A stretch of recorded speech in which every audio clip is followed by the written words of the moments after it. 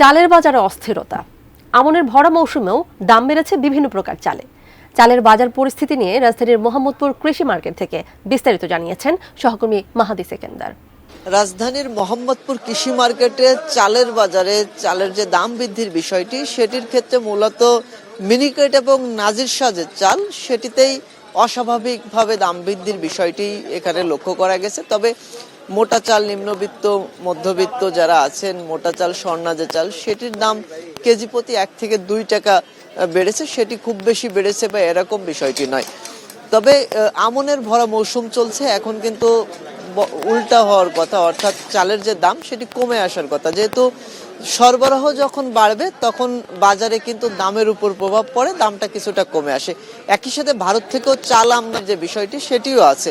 যেহেতু চাল আমদানি হচ্ছে এবং একই সাথে আমনের ভরা মৌসুমে আমন চাল যেটি সেটিও বাজারে আসছে, তো সেক্ষেত্রে দাম কমে আসাটাই এখনকার স্বাভাবিক ঘটনা। কিন্তু তার বিপরীতে ঘটছে উল্টোটি, বরং চালের দাম বেড়েছে এবং সেটি বিশেষ করে চাপ পড়েছে মিনিকেট এবং নাজির শাহ, যেটি কেজি প্রতি 15 দিনের ব্যবধানে 7 থেকে 8 টাকা বেড়েছে। মোহাম্মদপুর কৃষি মার্কেট, এই যে চালের বাজার, এখানে প্রতি কেজি মিনিকেট চাল এখানে বিক্রি হচ্ছে 76 থেকে 78 টাকা এবং নাজির শাহ বিক্রি হচ্ছে 76 থেকে 80 টাকার মধ্যে প্রকারভেদে।